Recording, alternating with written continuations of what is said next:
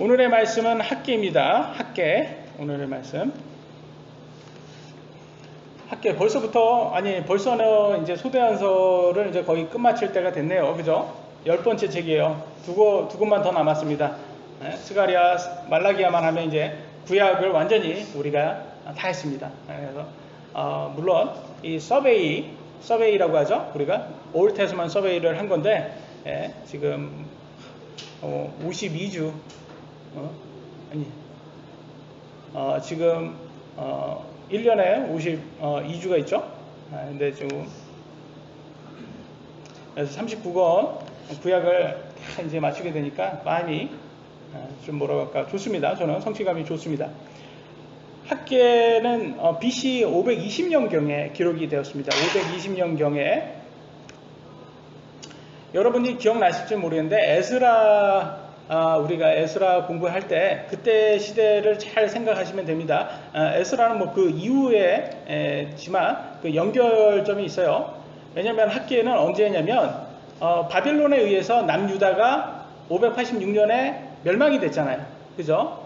멸망이 된 다음에 이제 끌려갔다가 포로에서 끌려갔다가 이제 제대로 이제 페르시아가 다시 바빌론이 무너지고 다음 페르시아가 이제 잡고 이제 이스라엘을 이제 풀어줍니다. 다시 풀어주게 되죠. 그래서 1차 기환을 하게 됩니다. 1차 기환을 하면서 1차 기환해가지고 이스라엘이 바로 이제 바빌론에 의해서 솔로몬이 지었던 성전이 다 무너졌잖아요. 그래서 그걸 다시 재건을 하게 됩니다. 근데 재건을 하는데 2년 만에 재건을 한 지 2년 만에 사마리아가 어디죠? 옛날 북이스라엘이죠. 사마리아, 북이스라엘. 얘네들이 와가지고 방해를 하는 거예요. 방해를 해가지고 그 다음에 자연재해라든지 이렇게 해서 성전 재건 2년 만에 중단이 돼버렸어요. 그래서 이제 중단이 돼서 14년이 흐릅니다. 14년 동안 얘네들이 뭐하냐? 관심이 없는 거예요. 이제 될 대로 되라 이제 이러고요. 될 대로 되라. 하나님의 성전 짓는 거에는 이제 관심이 없어진 거예요. 사람들이 될 대로 되라. 그래서 하다가 이제 학계가 이제 대언을 하는 거예요. 처음 너네 뭐 하고 있냐 지금 이 하나님의 일을 너네 안 하냐? 이렇게 방치만 하고 있으면 되겠냐? 하나님의 성전 다시 지어야 되지 않겠냐? 우리 예배 다시 시작해야 되지 않겠냐? 이겁니다. 그러니까 그거예요. 우리가 예배당이 다 무너졌어요. 근데 예배당 다시 지으려고 했는데 그 믿지 않는 사람들 있잖아요. 주위 믿지 않는 사람들이 와가지고 막 여기다 지으면 안 됩니다. 여기 당신네 땅 아니지 않냐 뭐 이런 식으로 막 이렇게 억지를 써면서 못 짓게 하는 거예요. 이게 자꾸 이렇게 건물 여기 올라가면 뒷건물 이렇게 햇빛도 안 들어오고 이게 안 됩니다. 뭐 이렇게 하면서 막 못 짓게 해가지고 14년 동안 방치된 거예요. 그래서 14년 만에 이제 학계가 하나님의 일을 다시 하자. 우리 이제는 시작할 때가 됐다. 그래서 그 내용입니다. 그래서 첫 번째 대원자예요.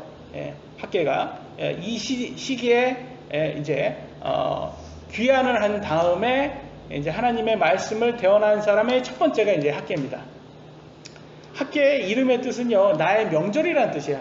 여러분 명절하면 무슨 생각 들어요? 명절 그러면 우리 뭐 부모님들하고 같이 식구들하고 친척들하고 같이 모이는 게 우리나라의 명절의 어떻게 제일 장점이 아니겠습니까? 근데 이스라엘의 명절은 가장 중요한 것은 하나님의 명령과 관련이 있어요. 하나님의 명령에 따라서 이제 무슨 오순절일을 지켜라, 아니면 유월절을 지켜라, 이렇게 이 절기가 다 하나님의 명령에 관련이 있는 거예요. 그래서 학계의 이름처럼 이제 명령을 지켜야 되는, 하나님의 명령을 지켜야 되는 그것을 대언하는 대언자입니다. 학계는요, 그래도 되게 높은 사람이죠. 유다 총독 스룹바벨하고 함께 바벨론에 돌아와서 바벨론 포로 생활에서 돌아와가지고 이제 이 이스라엘의 영적으로 다시 재건하는, 성전을 재건하고 영적으로도 다시 재건하는 그런 대언자의 역할을 하고 있습니다. 학계의 내용을 보면요, 페르시아 왕 고레스라는 이 인물이 기존에도 우리가 예전에 배웠을 때 배웠는데 다 좀 많이 잊어먹으셨을 거예요. 100년 전에 하나님께서 고레스가 태어나기도 전에 이 고레스의 이름을 대면서 이제 고레스를 재면서 제가 그때 한번 썰렁하게 그랬잖아요. 고래? 뭐 이런 거 한번 했었잖아요. 그래서 한번 이 고레스를 통해서 하나님께서 바빌론에서 끌려갔던 이 포로들을 다시 예루살렘으로 소환해주는, 다시 귀환해주는 그런 아주 선한 왕이었죠. 그래서 유대인들이 약속의 땅으로 귀환을 하게 됩니다. 그래서 이제 성전을 이제 재건축하면서 일어나는 그런 이야기죠.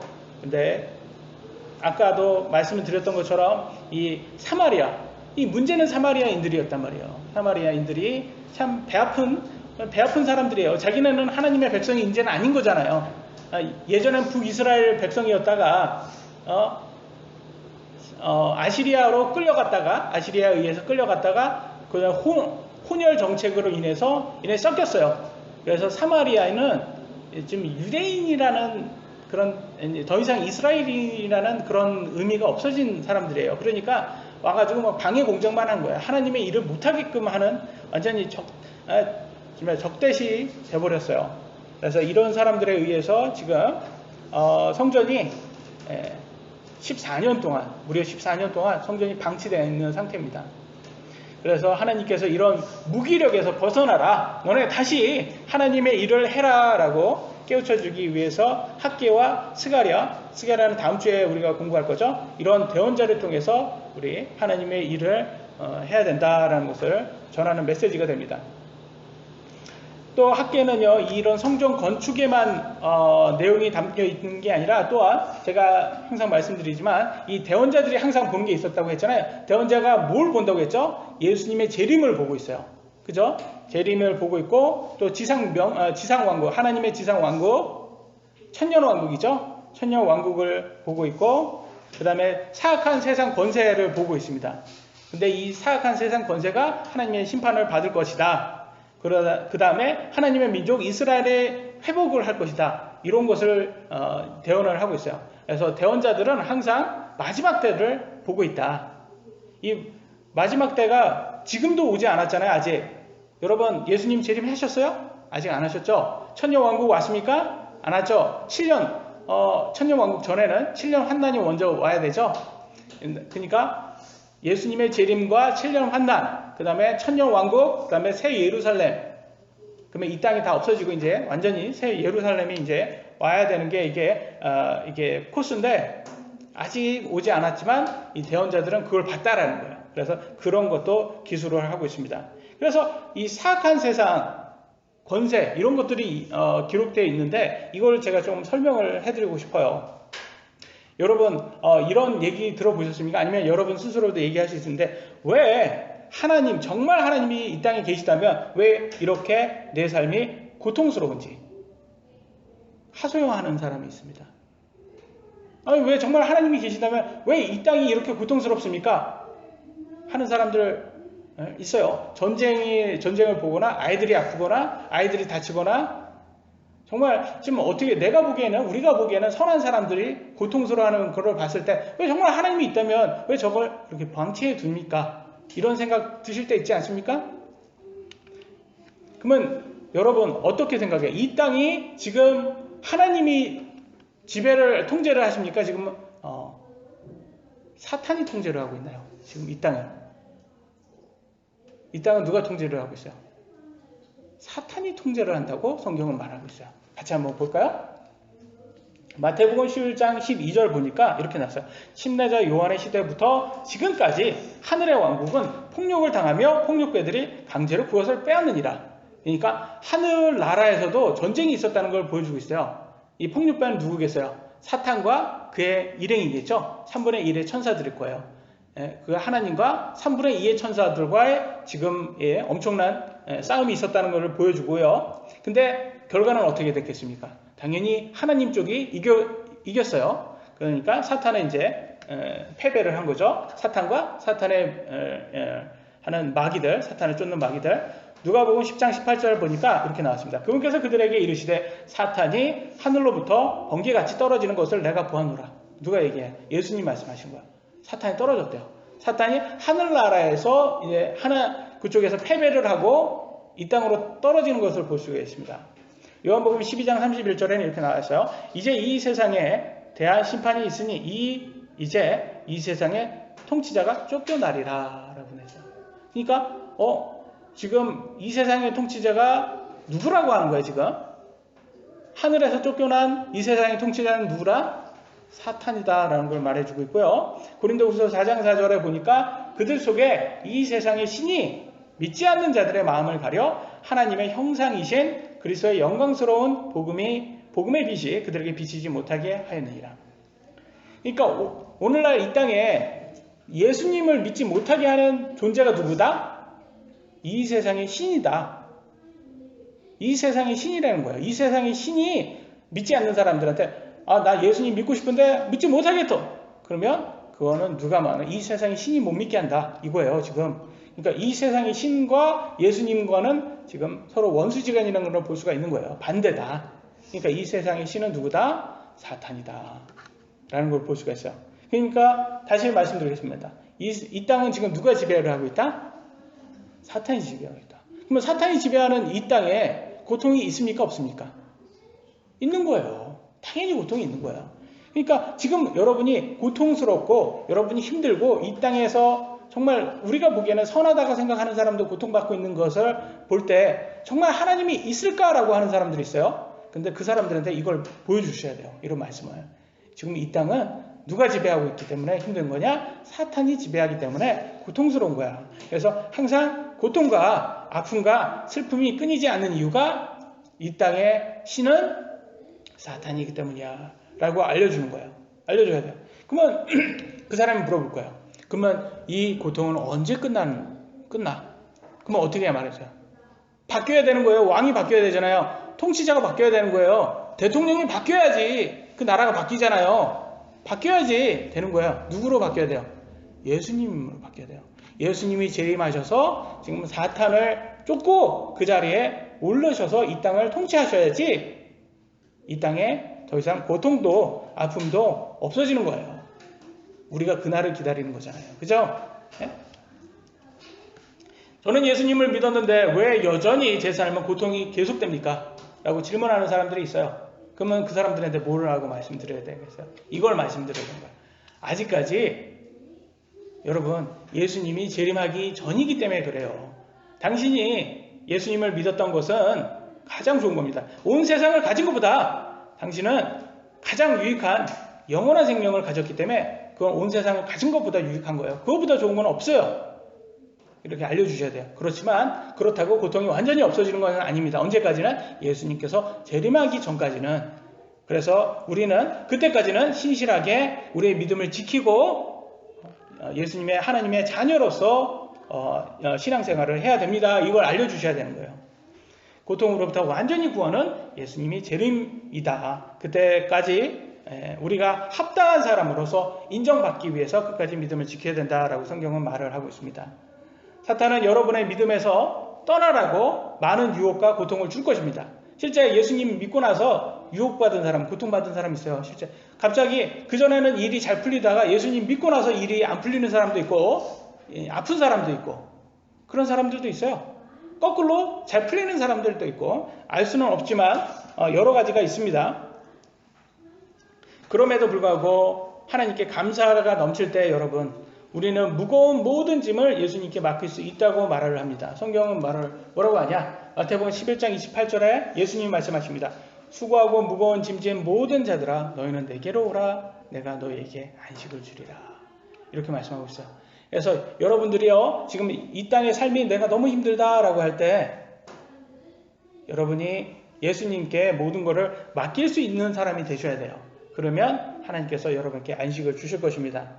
이 안식은 우리가 생각하는 완전한 안식은 아니겠죠? 이 완전한 안식은 언제예요? 예수님이 재림이에요. 예수님 재림한 다음에. 근데 그때까지는 우리는 이 신앙생활을 계속 해야 되잖아요. 그러려면 조금의 더 안식이 필요한 거예요. 그러려면 여러분 마음속에 더 예수님을 더 의지하려고 하는 마음도 있어야 되고, 특히 뭐냐, 작은 것에 감사할 수 있어야 돼요. 작은 것에 감사하는 게 이것처럼 좋은 게 없어요. 예, 항상 감사하시는 사람들이 되셔야 돼요. 그래야지 우리가 주님께 모든 걸 맡길 수 있습니다. 그래서 오늘 학계 말씀을 통해서 구약 시대의 성전의 중요함을 깨닫기를 원합니다. 그 다음에 신약 시대잖아요. 지금은 신약 시대의 성전은 어디예요? 지금 성전은 교회 건물입니까? 그럼 어디예요? 성전은 어디입니까? 교회 건물이 성전이에요? 신약에서는 어디가 성전이라고 나와요? 예? 마음. 어떤 마음? 누구의 마음? 예? 그렇죠. 성도들이 성전이에요. 성도. 그래서 성도들이 우리 몸이 성전이에요. 왜냐면 누가 거해요? 우리 몸에는 예수님, 성령님이 거하시잖아요. 성령님이 거하시니까 우리가 성전이 되는 거예요. 우리 몸이. 그러니까 우리 몸을 거룩해야 돼요. 지금은. 근데 우리 교회는 우리 몸이 거하는 곳이 교회 건물이잖아요. 그죠? 이해되시죠? 그래서 교회 건물은 왜 또 중요하냐? 옛날의 성전 같은 그런 거는 아니지만 우리 몸이 모이는 곳이잖아요. 우리 성전이 모이는 곳이잖아요. 그래서 이 교회 건물이 필요한 이유가 우리 성전들이 모이는 곳이기 때문에 교회 건물이 필요했던 거죠. 그래서 첫 번째 말씀 보도록 하겠습니다. 성전 건축의 명령입니다. 하나님께서 학계를 통해서 성전을 건축해라, 재건해라 명령을 하십니다. 학계 1장 8절 보도록 하겠습니다. 같이 한번 읽어볼까요? 시작! 산에 올라가서 나무를 가져다가 그 집을 건축하라. 그리하면 내가 그것으로 말미암아 기쁨을 얻고 또 영광을 얻으리라 주가 말하노라. 아멘. 그 집은 뭐냐? 그 집은 어떤 집이에요? 성전이자 하나님의 집이에요. 그래서 하나님께서 나무를 가져가서 이제 성전 건축해라, 재건해라 이걸 이제 명령을 하십니다. 그러면 하나님께서 기쁘고 영광을 얻는다라고 말합니다. 70년간 바벨론 포로 생활을 한 후에 하나님의 도움으로 이스라엘 남유다 사람들, 유대인들이죠. 유대인들은 이제 예루살렘으로 다시 돌아오게 됩니다. 그래서 솔로몬의 성전이 이미 바벨론에 의해서 완전히 무너지고 그 솔로몬의 성전 안에 있던 금이라든지 은이라든지 아주 귀한 보석들은 다 누가 갖고 갔어요? 다 바벨론이 다 훔쳐갔죠. 그러니까 막 정말 지금 딱 와서 보면 어떻겠어요? 지금 딱 귀환을 해서 딱 왔는데 거기는 다 무너진 그것밖에 흔적밖에 없는 거예요. 그러니까 정말 초라한 거예요. 그래서 이제 성전을 딱 이렇게 짓는 거예요. 성전을 딱 지었는데 2년 지났어요. 딱 2년 동안 성전을 딱 지었는데 기초만 딱 지었죠. 기초 지었는데 누가 왔다고 했죠? 사마리아. 얘네들 와가지고 막 방해를 하는 거예요. 방해를. 그래서 방해하면서 막 놀리고 니네들이 뭘 하겠냐 뭐 이렇게 하니까 얘네들이 용기를 다 잃은 거예요. 야, 안 되겠다. 이거 우리가 할 수 있는 상황이 아닌가 보다. 그래서 포기를 했어요. 그래서 14년 동안 흘렀어요. 14년 동안 흘리면서 얘네들이 뭐 했는지 아세요? 지네 집은 지었었겠습니까? 지네 집들은 판자촌에서 살았대요. 판자 속에서. 성경에 나와요. 판자집에서 아주 초라하게 살았다는 거예요. 자기네 집도 판자에서 왜 그랬냐? 하나님의 집도 짓지 않고 자기네들도 하는 게 제대로 되는 게 없었다는 거예요. 그래서 하나님께서는 뭐라고 말했냐?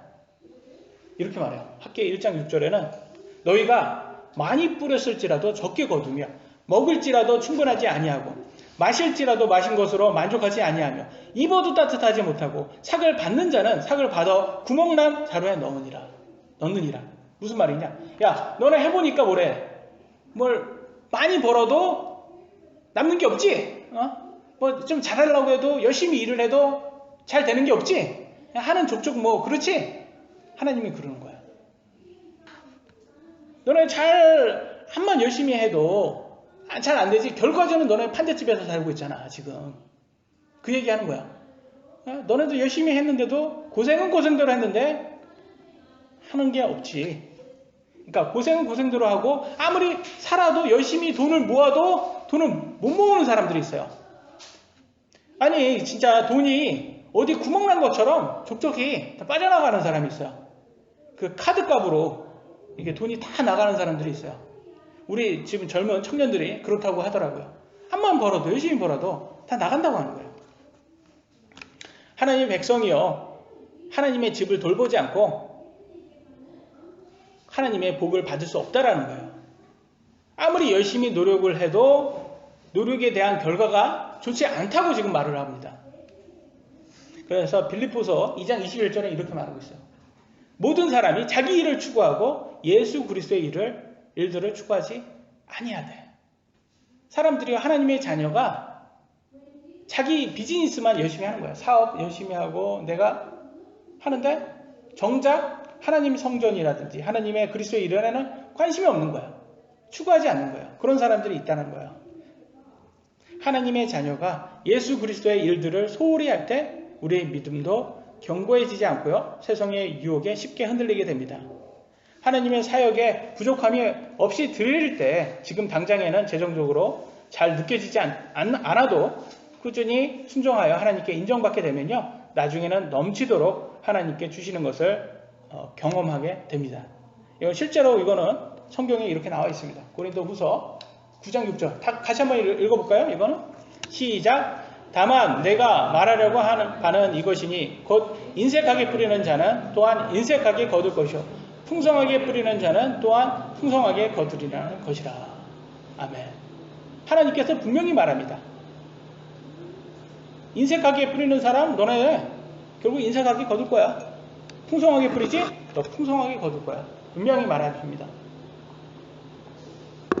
그러면 그러실 거예요. 우리 모두가 그럽니다. 하나님, 아파트 대출금도 갚아야 되죠. 매달 나가는 자동차 카드값 할부도 갚아야 되죠. 아이들 학원비도 내야 되죠. 생활비도 요즘 얼마나 많이 드는지 몰라요. 관리비도 내야 되죠. 보험비도 내야 되죠. 각종 세금은 또 왜 이렇게 세금은 많이 매깁니까? 취미생활 뭐 그런 것도 좀 우리가 비용도 지불해야 되고 살아야 되지 않습니까? 돈이 나갈 때 줄을 서고 있어요. 근데 제가 어떻게 하나님께 먼저 드릴 수가 있습니까? 라고 하실 수 있습니다. 하나님께서 우리의 어려움을 모르시기에 너무 큰 것을 바라시고 계시는 겁니까? 부모님께서 아이들에게 이렇게 말하죠. 엄마 한 입만, 아빠 한 입만. 여러분들 그런 말 하세요? 저는 자주 말합니다. 거의 강제로 하죠. 네. 아빠 한 입만 합니다. 그 한 입을 제가 꼭 먹고 싶어서 할까요? 물론 반절 솔직히 말해서 약간 먹고 싶은 건 있어요. 네? 없다고는 말 못해요. 근데 그거보다도 내 자녀가 그 작은 손으로 이쁜 손으로 저 한번 먹여주는 거 그거 보고 싶어서 하는 거 아닙니까? 맞아요, 틀려요? 맞죠? 우리 하나님도 마찬가지예요. 우리 하늘의 하나님도 마찬가지예요. 너 진짜 믿음 맞아? 너 믿음 있는 거 맞아? 그만 합당하게 좀 보여달라는 거예요. 하나님께 합당하게. 너 믿는 자녀 맞냐? 합당하게 좀 보여달라는 거예요. 약간의 희생과 헌신이 하나님께 보여드려야 된다는 거예요. 지금 이스라엘 사람들에게도 그러잖아요. 너네 좀 성전 좀 건축하는 거 힘들지? 좀 그래서 산에 가서 나무 좀 해와서 만들어. 근데 그 고생이지만 근데 그것도 좀 보여줘야지. 네가 믿는 하나님의 자녀라는 거 보여줄 수 있지 않냐? 그럼 너네가 만약에 그거 보여주면 내가 그 이상으로 풍성하게 해준다 그런 거예요. 그잖아요. 부모님의 입장에서도 우리 아이들이 뭐 해준다고 해서 그걸 뭐 대단하게 우리가 필요를 채워주는 게 아니잖아요. 근데 그거 보고 싶은 거예요. 그게 사랑이잖아요. 사랑 한번 확인하고 싶은 거예요. 근데 그거 채워줬을 때 우리가 그 이상을 해주잖아요. 부모님의 입장에서 그 이상으로 하죠. 근데 하나님도 마찬가지예요. 믿음으로는 지금 실천이 필요한 거예요. 믿음 좀 보여줄 필요가 있는 거예요. 하나님께도. 유다 백성들이 하나님께서 유다 백성들에게 바란 게 그거였어요. 너네의 믿음을 좀 나한테 좀 보여줘라. 너네 약간의 희생과 헌신이 필요하지만 그걸 나한테 보여줘라. 여러분, 하나님께서 성전 건축이 왜 필요했을까요? 하나님 정말 들어가서 살 곳이 필요해서 성전 건축을 하라고 할 거야? 야, 나 있잖아. 나는 50평 밑으로 지으면 난 안 산다 거기. 화장실은 꼭 2개 있어야 돼. 너.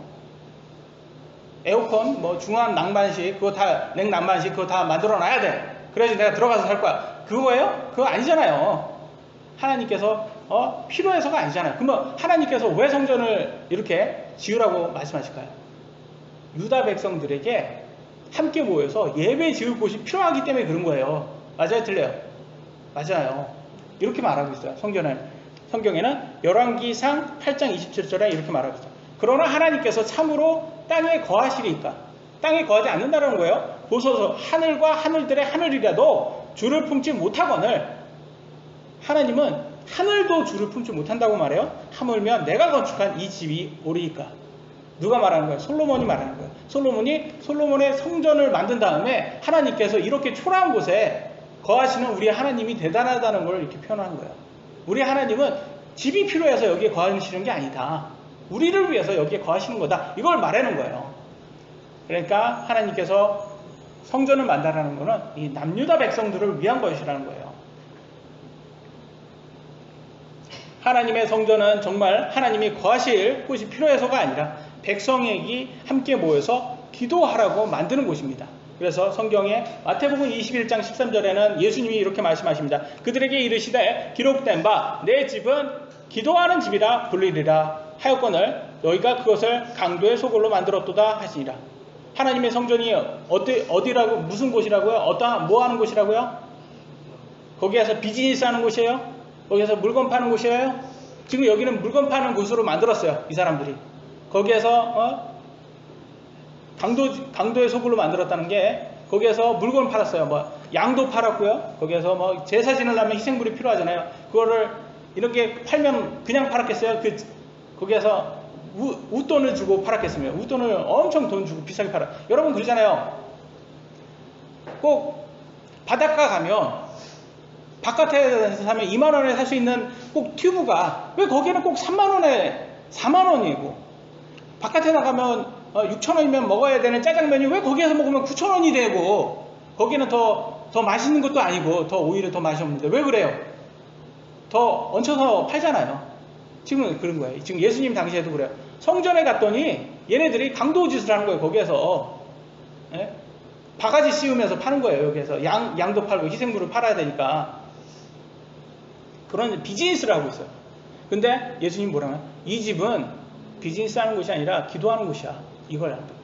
그래서 성전은 기도하라고 하나님을 위한 곳보다도 우리 하나님의 백성을 위한 곳이라는 것을 이렇게 꼭 집어서 얘기해 주고 있습니다. 그래서 학계가 이런 거예요. 14년 동안 방치하고 놀고 있는 사람들에게 야 다시 성전을 좀 줘라. 그러니까 이 사람들이 어떻게 될까요? 배째 이랬을까요? 배째 그러면 여기 이렇게 기록 안 됐겠죠? 잘 지었습니다. 어떻게 지었는지 보겠습니다. 학계 1장 14절 15절에 이렇게 말합니다. 주께서 수알디엘의 아들 유다 총독 스룹바벨의 영과 요세덱의 아들 대제사장 여호수아의 영과 백성의 모든 남은 자들의 영을 움직이심에 그들이 와서 만군의 주 곧 자기들의 하나님의 집에서 일을 하였는데 그때는 다리오 왕의 제2년 6월 24일이었더라. 이렇게 날짜까지 정확히 나와 있어요. 결국 뭐예요? 학계가 이렇게 대언을 해주니까 하나님의 말씀으로 이렇게 딱 말하니까 뭐래요? 아 우리가 잘못했다. 내가 하나님의 일을 소홀히 했구나. 하나님의 일에 하나님의 성전을 건축하지 않고 나몰라라 했구나. 우리가. 그래서 여지까지 우리가 열심히 일을 했는데 판잣집에서 사는 것밖에 안 되는 거였구나. 깨달은 거야. 우리 다시 열심히 일하자. 그래서 우리 성전 먼저 건축하자. 그래서 다시 백성에 반성하고 성전을 다시 짓기 시작합니다. 2장 하나님의 집의 영광. 하나님께서 그렇죠? 하나님이 기쁨이 되고 영광이 있는다고 했죠? 정말 하나님 말씀대로 영광이 오기 시작합니다. 재건축한 하나님의 성전은 첫 번째 성전이었던 솔로몬의 지은 집에 비하면 더 멋있게 지었을까요? 아니면 더 보잘것없이 지었을까요? 보잘것없이 지었어요. 왜냐면 생각 한번 해보세요. 솔로몬 때는 이스라엘이 제일 잘 나가던 시절이에요. 그때 지은 집하고 지금은 포로에서 돌아온 사람들이 뭐 있겠어요? 그런 사람이 지은 집이에요. 그러니까 얼마나 보잘것없는지 여러분 상상이 되시죠? 그렇게 보잘것없는데, 그러니까 솔로몬의 성전을 기억했던 나이 많으셨던 분들 있잖아요. 그런 분들을 보면서 얼마나 마음이 아팠겠어요. 우리 하나님이 솔로몬이 거했던 집에 거하셨다가 어떻게 이런 집에 거하실 수 있냐? 이렇게 소홀한 이렇게 초라한 집, 보잘것없는 집에 거할 수 있을까? 이렇게 흘려서 눈물을 흘리는 거예요. 슬퍼서. 근데 이렇게 초라한 집에 하나님께서 어땠을까요? 기뻐했을까요? 너 왜 내 집을 이렇게 초라하게 지었냐? 이렇게 했을까요? 예? 예, 기뻐했어요. 우리 하나님은 겉으로 사람들처럼 겉으로 판단하지 않아요. 우리는 겉으로 판단해요. 그죠? 솔로몬의 집이 성전이 훨씬 더 멋있으니까 그게 더 대단하다고 하나님의 기쁨이 될 거라고 생각한단 말이에요. 근데 하나님은 아니에요. 하나님은 이 사람이 지은 사람들의 마음을 먼저 본단 말이에요. 그 상황을 먼저 보세요. 너네들 이렇게 힘들었는데도 불구하고 하나님의 말씀에 순종을 해서 이렇게 했구나. 그래서 비록 보잘것없지만 솔로몬의 성전보다 화려하거나 웅장하지도 않지만 하나님은 더 기뻐하십니다. 기뻐한 제가 증거를 보여드릴게요. 학계 2장 9절에 이렇게 나왔어요. 나중에 지은 이 집, 나중에 지은 집이 지금 이번에 지은 성전이죠? 이 집의 영광이 이전 집 어디에 솔로몬의 성전이죠? 이전의 집의 영광보다 더 크리라. 만군의 주가 말하노라. 내가 이곳에서 화평을 주리라. 만군의 주가 말하노라. 보이세요? 이게? 보이세요? 그러니까 여러분 우리가 상황에 어떤 상황이라도 우리가 최선만 다하면 하나님은 그 이상으로 우리를 이렇게 봐준다는 거예요. 우리가 굳이 솔로몬의 성전만큼은 안 되더라도 우리가 지금 우리의 지금 상황에 최선만 다하면 하나님께서는 얼마든지 기쁨이 될 수 있다는 거예요. 한번 생각 한번 해보세요. 여러분이 대형 교회의 교회 건물하고 우리 교회 건물하고 비교 한번 해보세요. 얼마나 초라합니까? 그죠?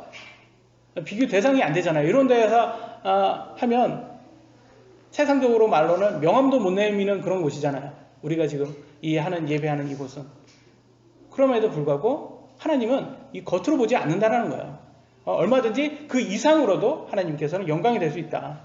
그렇게 우리들에게 이렇게 용기를 불어넣어 주시고 있습니다.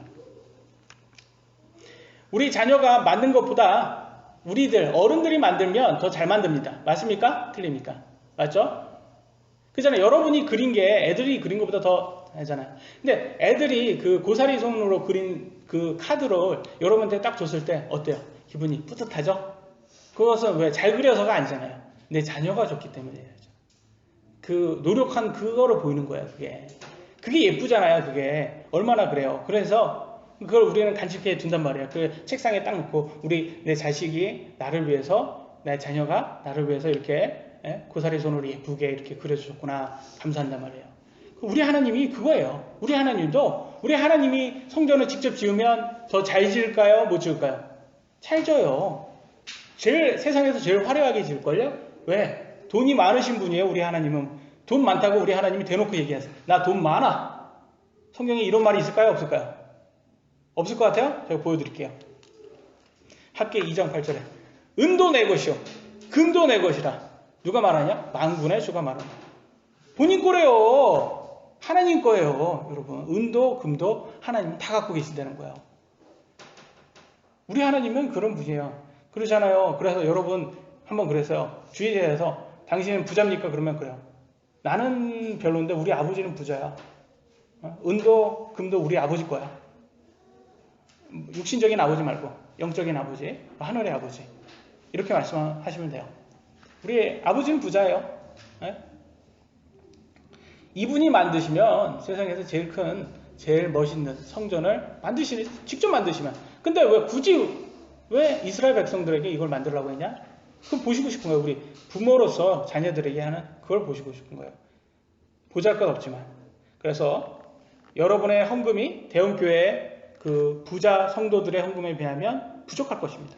그럼에도 여러분의 능력에 최선을 다해 드린다면 하나님 보시기에는 어느 부자들보다도 더 기뻐하실 것이라고 성경이 이렇게 나와 있습니다.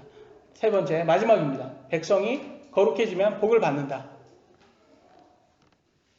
하나의 학계를 통해서 하나님께서 유다 백성에게 주께 드리는 희생물이 거룩해야 한다고 말씀을 하십니다. 학계 2장 13절입니다. 이에 학계가 이르되 시체로 말미암아 부정하게 된 자가 이것들 중에 하나를 만지면 그것이 부정하겠느냐 하니 제사장들이 대답하여 이르되 그것이 부정하리라 하더라. 이게 무엇을 얘기하냐? 이거예요. 내가 무슨 짓을 하더라도 하나님께 헌금만 많이 드리면 하나님은 좋아할 거야. 맞습니까? 틀린 거예요. 이 말이 맞아요? 틀려요?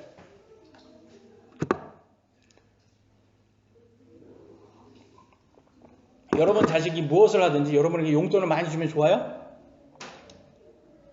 솔직히 앞에서는 좋다고 얘기할 수 있지만 만약에 그 아들을 도둑질해서 가져왔다 그러면 좋겠어요? 아니죠. 안 좋아요. 안 좋은 거예요. 우리 하나님도 똑같아요. 실제 우리가 헌금 많이 한다고 하나님이 기뻐하시냐? 아니, 우리 하나님은 어떤 분이에요? 은과 금을 가지시면 하나님이잖아요. 근데 그런 하나님을 어떻게 돈으로 그 하나님의 마음을 살 수 있겠습니까? 그게 아니라는 거예요. 그래서 사무엘상 15절에 22절에 이렇게 나왔습니다. 사무엘이 이르되 주께서 주의 음성에 순종하는 것만큼 번제헌물과 희생물을 크게 기뻐하리까? 여기는 이게 번제헌물이 희생물이 헌금이라고 생각하시면 돼요. 지금으로. 그러니까 하나님 말씀 순종하는 게 중요하냐? 헌금 많이 내는 게 중요하냐? 라고 할 때 이렇게 말합니다. 보소서 순종이 희생 헌물보다 낫고 하나님 말씀 순종하는 게 어떤 헌금보다 더 낫다는 거예요. 귀를 기울이는 것이 순양의 기름보다 나으니 어떤 하나님 말씀 듣는 것이 어떤 헌금보다 더 낫다고 말하는 거예요. 이거에 주목을 하셔야 돼요, 여러분. 아무리 많이 여러분이 하나님께 헌금을 드려도 여러분의 삶 자체가 하나님 말씀과 벗어나는 삶을 산다. 하나님의 자녀라 할 수 없습니다, 여러분. 그러면 하나님이 기쁨이 될 수가 없어요. 하나님을 기쁘게 하는 것은요, 헌금이 아니라 하나님의 말씀대로 거룩하게 사는 것이에요. 이해되시죠? 네? 이해되시죠? 그래서 이 남유다 사람들은 어떻게 했겠습니까? 남유다 사람들은 이 말을 듣고 하나님께 드리는 것도 중요하지만 어떻게 드리는 것도 중요하구나. 내가 최선을 다해서 드려서 내가 정말 풍성하게 드려서 풍성하게 받자. 이것도 중요하지만 무엇보다 내가 이 드리는 것도 거룩하게 드려야 되는구나. 이런 것도 배운 거예요. 그래서 회개를 하고 하나님께 제대로 합니다. 그러니까 하나님께서 복을 주는 모습이 나옵니다. 마지막으로 학계 2장 19절에 이렇게 나왔습니다. 씨가 아직도 곳간에 있느냐? 참으로 포도나무와 무화과나무와 석류나무와 올리브나무가 아직 열매를 맺지 못하였느니라. 이날부터는 내가 너희에게 복을 주리라. 지금까지는 너네들 하는 대로 다 빠져나갔지?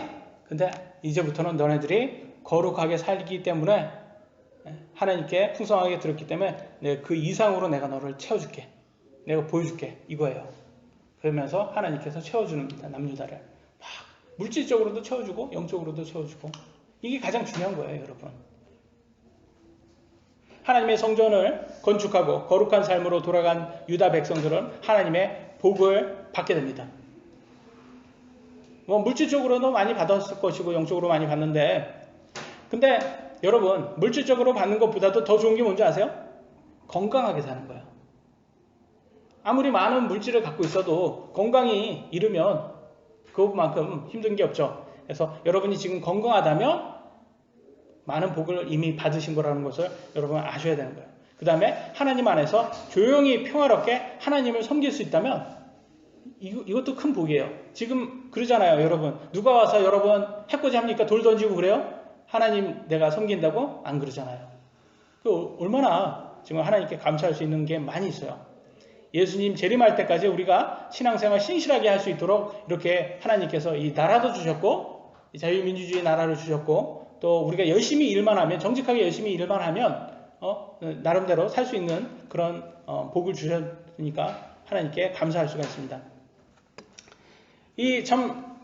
저는 이 좌파 사상이 굉장히 무서운 사상인지 게 세뇌를 자꾸 시켜요. 어디를 통해서? 언론을 통해서. 그래서 여러분 TV 보실 때 조심하셔야 되는 거예요. TV. 왜냐면 TV에서 뭐라고 하냐? 자꾸 여러분에게 증오심을 가져라. 분노해라 라고 뭐라고 가르치냐? 너네 재벌들 봐봐. 부자들 봐봐. 쟤네들은 저렇게 잘 살아. 근데 너네는 못 살지. 분노해. 증오해. 이렇게 말을 해요. 이 좌파들이. 근데 얘네들이 왜 여러분을 그렇게 세뇌를 시키는지 아세요? 그 부자들의 부를 누가 챙기려고? 여러분이 챙기려고요? 아니요. 지네들이 챙기려고 하는 거예요. 그잖아요. 지금 정치인들, 걔네들 정치 자기네 정권 가져서 조국 보세요, 조국. 누가 부를 챙겨요? 지가 챙기지 여러분을 챙기지 않습니다. 자기가 챙기는 거예요. 그러니까 재벌들이 열심히 자기네들이 열심히 일을 해가지고 그 회사를 경영을 하잖아요. 그러니까 그 열심히 했으니까 그 대가를 받는 건데 그거를 지네들은 그런 능력이 없으니까 그걸 뺏으려고 하는 거예요. 근데 뺏으라니까 지네들이 능력 없으니까 이 국민이라는 이름으로 국민의 힘을 모아서 뺏으려고 하는 거니까 언론을 통해서 여러분에게 세뇌를 시키는 거예요. 자꾸 부자들은 적폐다. 부자는 나쁜 놈이다. 이렇게 자꾸 쓰는 거예요. 그러면 우리는 어떻게 된 거예요? 그걸 또 고지 그대로 믿어요. 예, 부자 나쁜 놈. 저 삼성 나쁜 놈. 나보다 부자는 다 나쁜 놈. 이런 생각을 듣게 해요. 분노해요. 그러면 여러분 가진 것에 만족해요? 못해요? 못하게 되죠? 저 사람들은 저렇게 부자인데 나는 뭐야? 나는 뭐야? 이렇게 생각해요. 저 건물이 저렇게 많은데 저렇게 많은 건물 중에 내 거는 하나도 없네? 이렇게 돼버리는 거예요. 분노를 하고 자꾸 증오하고. 그러면 뭐야? 하나님 말씀대로 살 수가 없어요. 하나님 뭐라고 했는지 보세요.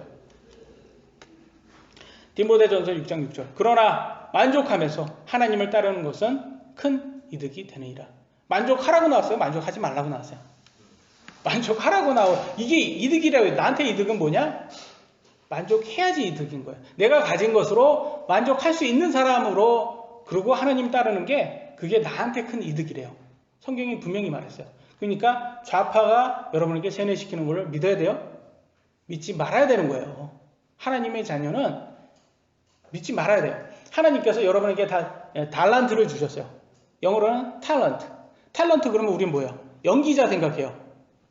연기자. 연기자 아니죠? 탤런트는 뭐예요? 재능이라는 뜻이에요. 재능. 여러분들에게 이 사람에게 이만큼 재능, 저 사람한테 저만큼 재능이 줬어요. 재능이 달라요? 틀려요? 아니, 달라요? 달라요? 똑같아요. 다 다르죠? 그러면 결과는 달라요? 똑같아요. 여러분이 버는 돈은 달라야 똑같아요. 달라요. 그게 정상이에요. 여러분이 재능이 다른데 왜 버는 게 똑같이 한다고? 그러니까 재능이 다른 사람은 저 건물 갖고 있는 거고 재능이 없는 사람은 우리들은 건물 없는 거예요. 이해되시죠? 그게 정성이고 그게 정상이에요. 근데 우리들은 그 건물은 못 가졌지만 뭘 갖고 있어요? 영원한 생명이 있잖아요. 영원한 생명. 그 영원한 생명이 이 세상을 가진 것보다 더 크다고 하잖아요. 그게 이거 있으면 되는 거 아니냐고요. 예? 영원한 생명 갖고 있으면 저 건물주보다 더 좋은 거예요. 여러분. 이렇게 해서 만족하면서 주님을 따를 수 있는 사람이 큰 이득을 가진 거라 성경은 말을 하고 있습니다. 여러분 미니멀리즘이라고 들어보셨어요? 요즘에? 왜 미니멀리즘이 요즘 유행을 합니까? 미니멀리즘을 많이 안 갖고 있는 거예요? 일부러? 왜 이게 유행을 한다고 생각하세요? 너무 많으니까 예전에는 많으면 그게 만족이 있을 거라고 생각했는데 많이 가져보니까 만족이 없는 걸 깨달은 거예요. 사람들이. 세상 사람들도. 그러니까 이 만족이 이 물질에 있는 게 아니었구나. 사람들이 깨달은 거예요. 그래서 차라리 우리가 조금 포기할 때 약간 단념하고 우리가 좀 절제할 때 오히려 이게 더 나한테는 풍족한 마음이 있고 생기는구나. 근데 성경은 이걸 계속 얘기를 하고 있었던 거예요. 계속 물질에 너네 만족 없어. 너 더 많이 가져야지 너네 더 만족 있는 거 아니야. 성경은 계속 얘기해 줬는데 우리는 이제야 깨닫게 되는 거예요. 이렇게 해보니까.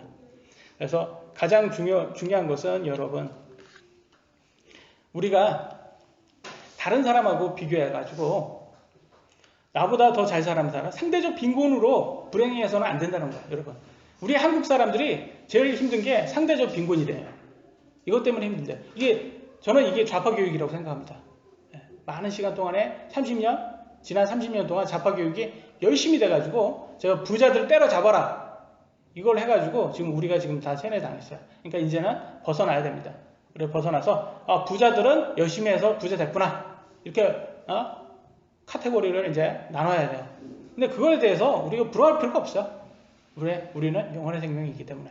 그래서 여러분이 가진 영원한 생명으로 하나님께 만족하고 감사하고 하나님께서 여러분이 허락하신 부가 있잖아요. 예? 그 재벌이라든지 그런 사람들의 부는 아니었지라도 근데 그것에 하나씩 작은 것에 만족하면서 하나님께 감사할 때 여러분 예수님 재림할 때까지 여러분이 신실하게 또 행복하게 하나님께 감사하면서 이렇게 신앙생활을 할 수 있는 사람들이 될 거라고 믿습니다. 아직까지 여러분 예수님을 구원자로 영접하지 않은 분들이 있습니다. 그래서 빨리 예수님을 구원을 받아들일 수 있는 사람이 되셔야 돼요. 그게 가장 중요해요. 왜냐하면 세상을 가진 것보다 여러분에게 더 유익이 되는 게 영원한 생명이라고 분명히 성경은 말을 하고 있습니다. 혼을 잃으면 아무것도 소용이 없다고 말하고 있어요. 그래서 하나님의 말씀을 진리라고 믿으시면 꼭 예수님을 여러분의 구원자로 영접을 하시기 바랍니다. 오늘 여기까지 하도록 하겠습니다. 기도하시겠습니다.